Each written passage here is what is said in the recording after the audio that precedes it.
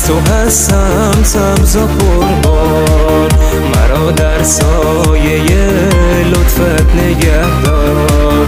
به من بنگر که